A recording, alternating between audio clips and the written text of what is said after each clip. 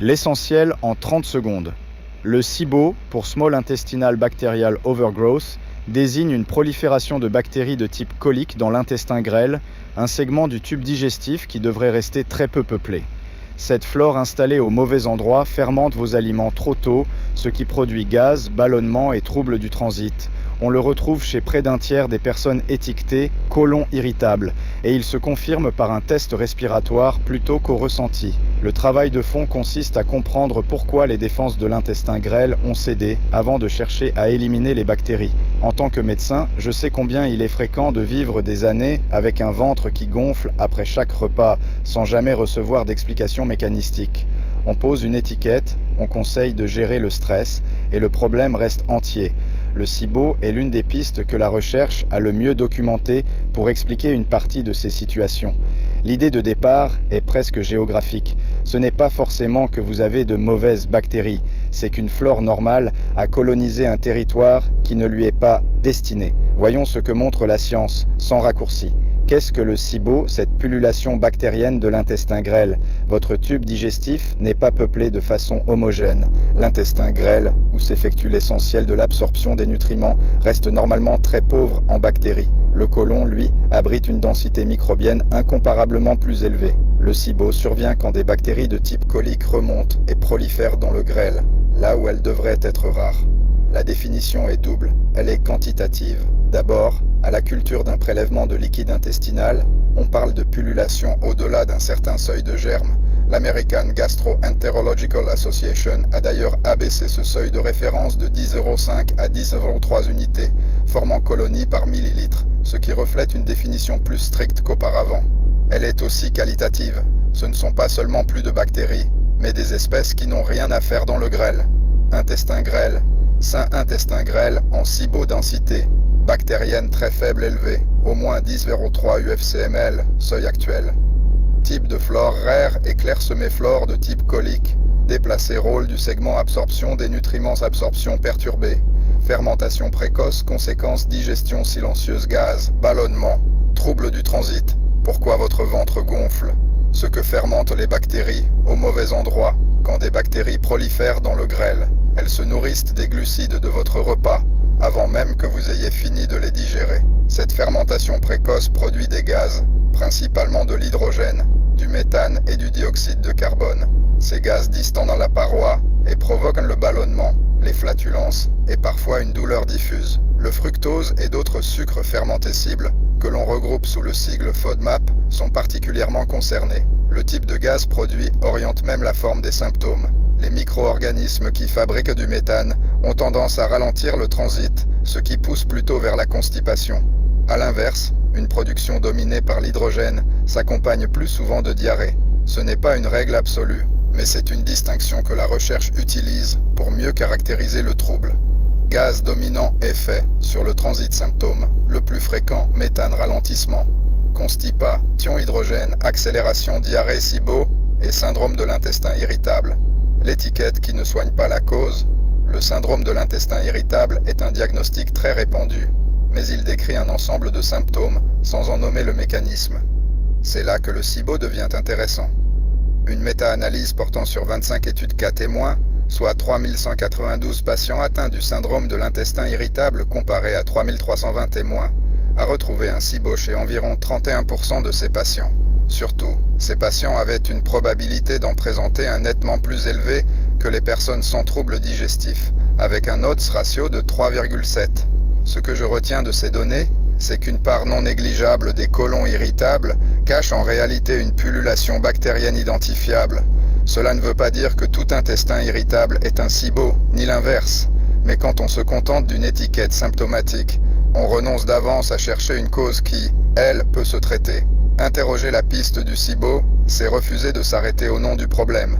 La chaîne de défense qui garde l'intestin grêle propre est ce qui la brise si l'intestin grêle reste normalement peu peuplé. Ce n'est pas un hasard. Votre corps dispose de plusieurs verrous complémentaires pour l'assainir en permanence. L'acide gastrique désinfecte le bol alimentaire à l'entrée. Les enzymes pancréatiques et les acides biliaires poursuivent ce nettoyage chimique. La valve iléokécale empêche le contenu du côlon de refluer vers le grêle. Et entre les repas, une onde de contraction appelée complexe moteur migratoire balaie le grêle pour évacuer résidus et bactéries. À cela s'ajoute une immunité locale, notamment les immunoglobulines, à sécrétoire. Le SIBO s'installe quand un ou plusieurs de ces maillons lâchent. La recherche a identifié des facteurs qui prédisposent clairement à la pullulation. La prise d'inhibiteurs de la pompe à protons, ces médicaments antiacides très prescrits, mais aussi les opioïdes, un antécédent de bypass gastrique, une colectomie ou des troubles de la motilité digestive. Le cas des antiacides mérite qu'on s'y arrête. L'acide gastrique fait partie des premières lignes de défense contre les bactéries avalées. Le supprimer durablement retire un verrou, et cela figure parmi les facteurs de risque documentés. Je ne dis pas qu'il faut arrêter un traitement du jour au lendemain, ce serait irresponsable. Je dis qu'un antiacide pris au long cours, sans réévaluation, mérite une discussion avec le médecin qui l'a prescrit.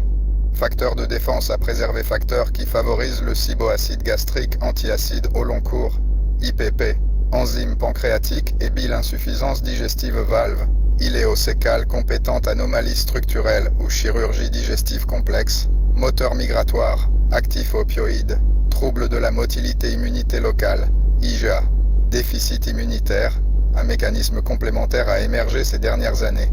Une gastro-entérite aiguë peut, chez certaines personnes, dérégler durablement la motilité de l'intestin grêle par une réaction auto-immune dirigée contre les structures qui commandent ce balai digestif.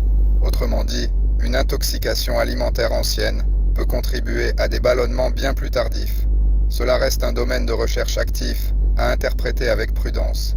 Le SIBO n'est pas qu'un problème de ventre. Réduire le SIBO à un inconfort abdominal serait une erreur, et c'est un point qui m'intéresse particulièrement dans une optique de longévité. Le ballonnement n'est que la partie visible. Quand la muqueuse du grêle est agressée en continu, sa perméabilité augmente. Des fragments de parois bactériennes, les lipopolysaccharides, peuvent alors franchir la barrière intestinale et entretenir une inflammation de bas grade dans tout l'organisme. Or, l'inflammation chronique de faible intensité est l'un des dénominateurs communs du vieillissement accéléré. Cela peut se traduire par des symptômes à distance que l'on ne relie pas spontanément au ventre. Fatigue persistante, difficulté de concentration parfois décrite comme un brouillard cérébral et des carences nutritionnelles quand les bactéries consomment ou détournent certains nutriments. Le sujet devient plus sensible encore en avançant en âge car la motilité digestive et la sécrétion d'acide gastrique diminuent physiologiquement et la polymédication se multiplie. C'est précisément pour cela qu'il vaut la peine d'y penser tôt dans une logique de prévention. Avertissement médical. Cet article a une vocation d'information et de vulgarisation scientifique. Il ne remplace pas une consultation. Le SIBO partage ses symptômes avec de nombreuses autres affections, dont certaines sérieuses. Si vous présentez des troubles digestifs persistants, une perte de poids inexpliquée ou du sang dans les selles, consultez votre médecin qui seul peut poser un diagnostic et proposer une prise en charge adaptée à votre situation. Testez plutôt que deviner comment on diagnostique réellement un SIBO. Voici un point sur lequel je suis intransigeant. On ne diagnostique pas un SIBO au ressenti. Les symptômes comme le ballonnement, les gaz, la distension ou la diarrhée ne sont pas spécifiques et ne suffisent pas, à eux seuls, à prédire un test positif. Se fier à la seule sensation conduit à des erreurs dans les deux sens. La méthode de référence reste la culture d'un prélèvement de liquide de l'intestin grêle, avec une croissance qui atteint ou dépasse le seuil de référence, soit au moins 10,3 unités formant colonie par millilitre selon la définition actuelle, contre 10,5 auparavant. Le problème, c'est qu'elle est invasive et peu praticable en routine. En pratique courante, on utilise donc le plus souvent un test respiratoire, réalisé après ingestion de glucose ou de lactulose. Le principe est simple, on mesure les gaz produits par les bactéries dans l'air que vous expirez. Les seuils d'interprétation ont été standardisés par un consensus nord-américain. Le test est considéré comme positif pour le SIBO quand l'hydrogène expiré s'élève d'au moins 20 ppm au-dessus de la valeur de départ dans les 90 minutes, et un taux de méthane égal ou supérieur à 10 ppm définit le statut méthane positif. Ce test a ses limites, notamment un manque de spécificité, mais il a le mérite d'objectiver ce qu'aucun ressenti ne peut affirmer. Faut-il vraiment prendre des probiotiques et des antibiotiques ? Beaucoup de gens ont le réflexe, au moindre trouble digestif, de se tourner vers les probiotiques. Dans le contexte du SIBO, ce réflexe demande de la prudence. Puisque le problème est déjà un excès de bactéries au mauvais endroit, en ajouter davantage peut, chez certaines personnes, accentuer les gaz et les ballonnements plutôt que les soulager. Ce n'est pas une condamnation des probiotiques en général, c'est une invitation à ne pas les prendre à l'aveugle dans cette situation précise. Du côté du traitement, les recommandations officielles retiennent l'usage des antibiotiques chez le patient symptomatique pour éradiquer la pullulation et faire céder les symptômes. C'est une décision médicale qui suppose un diagnostic établi et un suivi. Mais la logique qui me paraît la plus solide ne s'arrête pas à l'antibiotique. Ce que montre l'ensemble de la littérature, c'est qu'un SIBO qui s'installe est le signe qu'un verrou de défense a cédé. Si l'on se contente de faire baisser le nombre de bactéries sans restaurer le terrain, l'acidité gastrique, les enzymes, la bile et la motilité, la pullulation a toutes les chances de revenir. Traiter la cause avant le symptôme n'est pas un slogan, c'est ce qui distingue une rémission durable d'une rechute annoncée. Votre protocole pour garder l'intestin grêle propre, ces mesures relèvent de l'hygiène digestive générale et de la prévention. Elles ne se substituent pas à un avis médical, en particulier si vous suivez déjà un traitement. Espacez vos repas de 4 à 5 heures et évitez de manger dans les 2 heures avant le coucher. Le complexe moteur migratoire, le balai de l'intestin grêle, ne se déclenche qu'à jeun.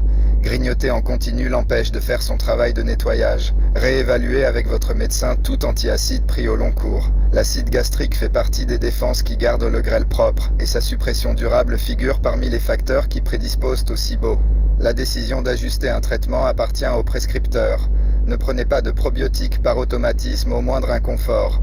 Dans un contexte de SIBO, ajouter des bactéries peut aggraver les symptômes chez certaines personnes. L'indication mérite d'être posée au cas par cas. Face à des symptômes qui durent, demandez un test respiratoire plutôt que de deviner. Ballonnement, gaz et diarrhée ne sont pas spécifiques et ne permettent pas, seuls, de conclure. Objectivez, évite de traiter dans le vide. Sur le long terme, nourrissez la diversité de votre microbiome par une alimentation variée. Un microbiome colique résilient soutient la barrière intestinale et l'ensemble de l'écosystème digestif, ce qui participe à la prévention. Pour aller plus loin, microbiome, pourquoi viser 30 plantes différentes par semaine? Acide biliaire et acide lithocolique, le nettoyage oublié du tube digestif. Le fructose de vos fruits est-il dangereux? Source Shah A, Talley NG, Jones M, Kendall BJ, Koloski N, Walker MM et al. Small Intestinal Bacterial Overgrowth in Irritable Bowel Syndrome. A Systematic Review and Meta-Analysis of Case Control Studies. American Journal of Gastroenterology 2020. DOI 10-14309 AJG 00504 Pimentel M. Saad RJ Long MD Rao SSC. ACG Clinical Guideline Small Intestinal Bacterial Overgrowth. American Journal of Gastroenterology 2020.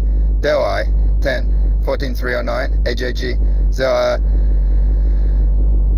Rezaie A. Buresi M. Lembo A. Lin H. McCallum R. Rao S. et al. Hydrogen and methane-based breath testing in gastrointestinal disorders. The North American Consensus. American Journal of Gastroenterology 2017. DOI 10-1038 AJG 2017. 46 Quigley EMM. Murray J.A. Pimentel M. AGA Clinical Practice Update on Small Intestinal Bacterial Overgrowth. Expert Review. Gastroenterology 2020. DOI 10-10.3J. Gastro 2020. 06 090 Rao SSC. Bhagatwala J. Small Intestinal Bacterial Overgrowth. Clinical Features and Therapeutic Management. Clinical and Translational Gastroenterology 2019. DOI 10-14309 CTG 078